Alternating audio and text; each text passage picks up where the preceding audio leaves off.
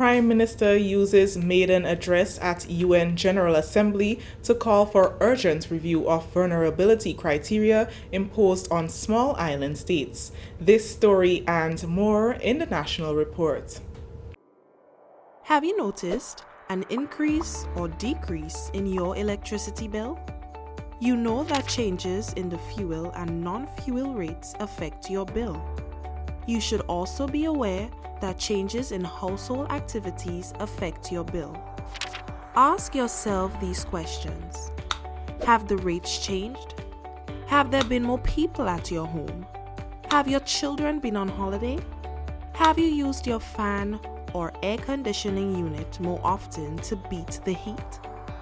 Are any of your electrical appliances or equipment faulty? Have you added any new appliances such as transformers, water heaters, or pumps? Make it a habit to understand any changes on your electricity bill. For more factors that affect your bill, visit www.grenlec.com. Grenlec, energizing our Grenada. With the details to the news for Monday, September 26, 2022, I am Chrisanne Mitchell. Grenada's Prime Minister Honorable Deacon Mitchell is calling for an urgent and comprehensive review of the vulnerability criteria that has been imposed on Grenada and other small island states. Delivering his maiden address at the 77th session of the United Nations General Assembly in New York over the weekend, Prime Minister Mitchell said, and I quote, "The consequence of upper middle income status afforded Grenada and many other small states without consideration of our specific vulnerabilities continues to hinder our ability to access concessionary and grant financing," unquote. He added that there is also need for a new multi-vulnerable index which will eliminate the threat to the economic development and security of small island states. On the subject of climate financing, Prime Minister said this should be made easily accessible to small island developing states. According to the United Nations Conference on Trade and Development, SIDS currently has little access to climate financing. Climate financing seeks to aid countries with mitigation and adaptation action that will seek to address climate change. Mr. President, given the focus of my address here this morning, it is evident that climate change is inimical to Grenada's transformational agenda. We continue to insist on a clear roadmap at the global level for ambitious climate action to ensure that global average temperatures remain below the 1.5 degrees Celsius threshold. As we seek to bolster climate resilience in our island home, I reiterate the call for the urgent scaling up of climate finance for adaptation and the removal of challenges that developing nations face to access climate financing. Prime Minister Mitchell says it is critical that countries escalate climate change efforts as they continue to experience the impact. He stressed the importance of countries coming together with goals and ideas to confront the climate crisis faced by countries, especially small island developing states. Mr. President, confronting the climate crisis will require a complete transformation of our mindset and behaviors, but also, and importantly, the transformation of our energy sources, economic models, and land stewardship. This is a unique opportunity to come together, welcome innovative ideas, and tackle the problems we have struggled with for generations. Our goal as responsible global citizens should be to leave the planet as good or better than we found it. This plea is not without urgency. The Grenadian leader also used the opportunity to challenge young people all over the world to choose to be agents of change over victims of climate change. To all young people, I challenge you today to choose to be agents of change over victims of climate change. It can start with small actions that cause ripple effects throughout your families and friend circles, your communities, and eventually the wider world. Mr. President, it was not that long ago that I too was a young lawyer seeking to evoke positive change in my community through small actions. I knew that I could no longer sit on the sidelines and wait for the leaders of the day to solve challenges that have plagued Grenadian society for well over a decade.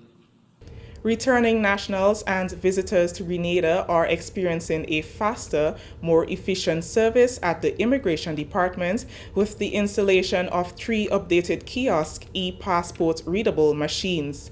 Head of the Immigration Department, Superintendent Leroy Joseph, told the Government Information Service on Monday that unlike the previous kiosk, which served returning nationals only, the updated ones cater to people of various nationalities. Somebody coming with an e-passport, and I repeat, e-passport, can use the kiosk. And the reason is e-passport because the information is encrypted into the chip of the passport and the kiosk must be able to read it. So someone from with America and Canada and North America traveling to Grenada can now be facilitated through the kiosk at the airport as opposed to interfacing with an immigration officer. So we're looking at facilitation here of persons. You can check in yourself for about 20 seconds. You can be into the country in a very quick timing. Superintendent Joseph says the installation of the 3 kiosks is not the only initiative to bring about an ease of travel time for passengers. The embarkation cards for departing passengers was discontinued effective September 1st, 2022. You may also recall that persons leaving the state, when they reach to the airline will give them that small slip. Persons refer to as immigration form, but the correct name is embarkation card, and that has been removed to facilitate again persons traversing the airport. So there is less paperwork done now. They go straight to the immigration officer from the airline without no ED card and process by immigration, which is a faster way. The response from departing passengers, returning nationals and visitors, and airline officials to the introduction of the kiosk and removal of the ED cards has been very positive. The airline appreciate the gesture made by immigration. This is less work, put it that way, less paperwork for the airline, less paperwork for the passenger. So the passenger, it is appreciated by the passenger, by the airline, by the immigration officer. They make the work less cumbersome by immigration, and it's easier to check in a flight as opposed to having that embarkation card filled out. Superintendent Joseph says people entering the island with work permits are still required to interface with the immigration officers.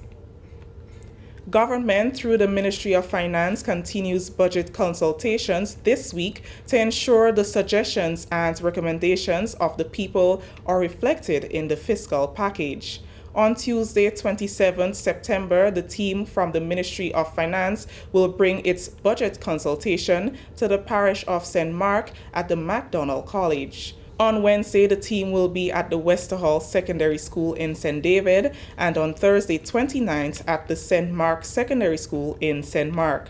People can share their ideas and offer recommendations for the future development of their community and country. This year's budget preparation is geared at having input from all sectors of society, including communities. There's a new flavor, a new twist to the consultations this year in that we are actually going out into the community. So we're going to have parish consultations to engage them on what they believe and feel strongly should be part of the budget. And in terms of what government should be investing in and spending taxpayers' resources on to be able to help drive the economy and drive the transformational agenda. So basically, that's a new twist to the consultation this year. We've had consultations over the past couple of years because of COVID, mostly virtually. And while we believe that there is merit in having virtual consultations, because we've seen that we tend to get a lot more persons, and based on the timing that you have it as well. So we're also using that as part of the strategy to get more participation in terms of having it in the evenings, or so that persons after you have gone to work or gone to school, you can participate in the consultation. That is happening, and we're going to go into the 7 parishes and ensure that we give persons a voice in terms of what you see need to be part of the budget for next year, and we are happy that we can do that. Mr. Mike Sylvester, Permanent Secretary in the Ministry of Finance. This is the National Report. The news will continue after the break. Prepare for hurricane. Prepare for hurricane. Make sure you have your radio and your batteries too. Waterproof flashlight candles will do. Tin stuff, garbage bag, first aid kit. Come on people, make sure you have it. Clean water in a container and a hurricane plan. Hear me no man. Hurricane damage is beyond your control. Surviving the aftermath is up to you. Have a hurricane plan. It can save your life and your family too. Prepare for hurricane. Your hair, prepare for hurricane. Welcome back. Lifelong learning and skills development is an important catchphrase within the Ministry of Education, Youth, Sports and Culture. Last Friday, 40 clerical staff members received Level 2 Caribbean Vocational Qualifications, that's CVQ Level 2 certificates. They have completed training in customer service, electronic registry, management, and data processing. The training, which was administered 2 years ago, was organized by the Ministry of Education in collaboration with the Grenada National Training Agency. The course instructors came from Gray's Training and Certification Center and the Center for Development and Certification Training. Sorana Mitchell has more. Are you satisfied that you are adequately applying the knowledge and the skills that you have acquired thus far? And you don't have to answer, but I wish that you would think about it. Are you satisfied? Are you satisfied that you are using what you have learned to improve the quality of your work and to transform service delivery? Are you satisfied that you are using your newly acquired skills or competencies to contribute meaningfully to the transformation process? That was Acting Senior Administrative Officer in the Ministry of Education, Alana Felix Roberts, encouraging graduates to assess the delivery thus far after completing courses to enhance their work in the clerical field. Quality Assurance Coordinator at the Grenada National Training Agency, Francis Ruffin, noted the CVQ Level 2 courses completed by the 40 graduates. During the training, all participants were exposed to topics like delivering reliable customer service, resolving customer service problems, improving the quality of customer service, operating applications like spreadsheets, Word, and the database. Some of you were exposed to additional training in areas like processing of mail, using and maintaining electronic mail system, and managing the business record system, which are all relevant to your specific work roles. Ruffin also encouraged the ministry to continue fostering lifelong learning and skills development in the country. The Acting Senior Administrative Officer, Alana Felix Roberts, further reminded the graduates that the ceremony was not an end, but an important beginning. As Ms. Ruffin said before, education and learning must be a lifelong process. Now, the Ministry of Education is committed to continuing to provide opportunities for continuous learning and development. And I encourage you to continue to embrace these opportunities and further to strive to create and capitalize on your own opportunities.